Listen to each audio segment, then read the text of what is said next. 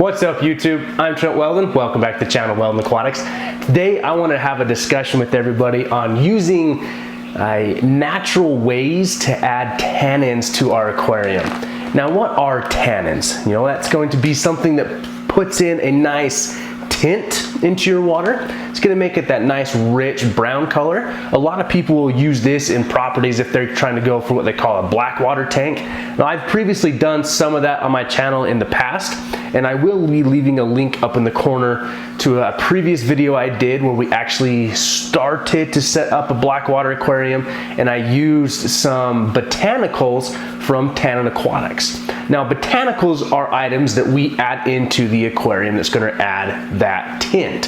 Things like almond leaves, we have alder cones, different husks and leaves, and even driftwood will leach some out into it. And there's some actual beneficial properties to a lot of the fish, particularly those that come from natural habitats with lots of tannins in it. One being is my wild alien betta that I have right now. This guy is by far one of my favorite fish in my fish room right now. His blue coloration is amazing, but bettas are known to come from heavily tannin waters.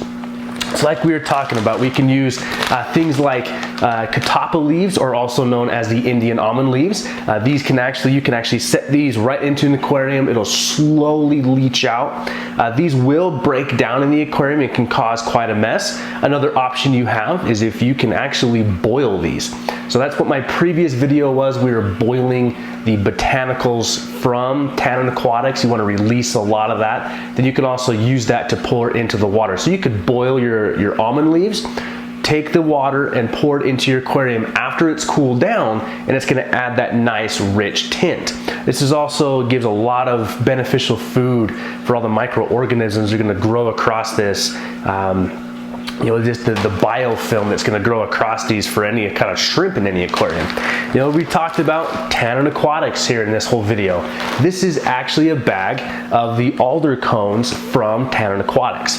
Now, cost comparison between the two, depending on where you buy from, and Tannin Aquatics is a fantastic company, and this is not a sponsored video in any way. I just want to make that understanding.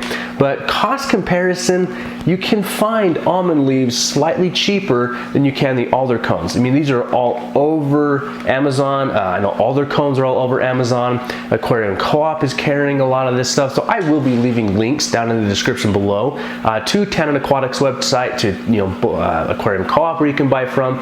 I will also have Amazon affiliate links that you can purchase some of these items through.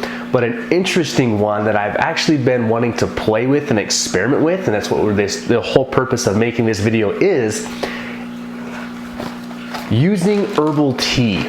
I have seen, so Rachel Leary is where I actually originally saw this from, was she was using an herbal tea to add a tannin to her aquarium. Now it's non-toxic, of course it's herbal, but she was using the pure rubus, however you want to say it, pure rubus red tea.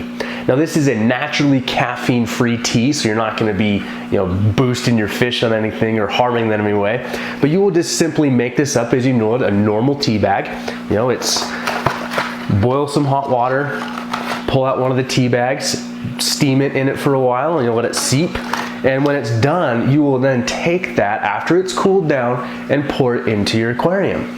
Now I'm going to use it here on the 6-gallon water box aquarium. That's my filterless aquarium right now, that fun filterless tank we're doing. I can leave a link up in the corner as well to the videos I've been doing on this. But this is a new way, and a kind of a different way to add in tannins into that aquarium for my betta fish to enjoy, as well as the other life I have in there. I do plan on adding some of the alder cones in here that will help with let the shrimp eat off of those. One thing with things like alder cones and some of the other botanicals, if you're not careful and if you add a lot of them, they can lower the pH in the water. with the herbal tea, this red rooibos tea, it will not lower anything pH wise, anything in your water. It's not going to affect the parameters in any way. So I thought this was a unique way to add some tannins to your aquarium. And if you're a major betta keeper, or you want to go for that little darker, more mysterious look in an aquarium, try adding the herbal tea to your aquarium. This is going to be an interesting one. So I will update you further if I find any issues with this. I don't think I will, but I would say 1 tea bag to about 10 gallons will do after using it here in the 6-gallon tank. But it all depends on how dark you want to make your water. So guys, this has been kind of fun. Like I say, we're going to be adding back in the alder cones. We're going to try some of this red rooibos tea. But I thought it was an interesting thing to share with you guys. There's actually tea for your aquarium. So guys, thank you so much for joining me. Feel free to hit the like button. If you have not subscribed yet, feel free to do so. We're doing some great things here at Wel-Don Aquatics. I'm super excited for what I have coming in 2020. So guys, I really appreciate you coming here with me, and we'll see you guys in the next one.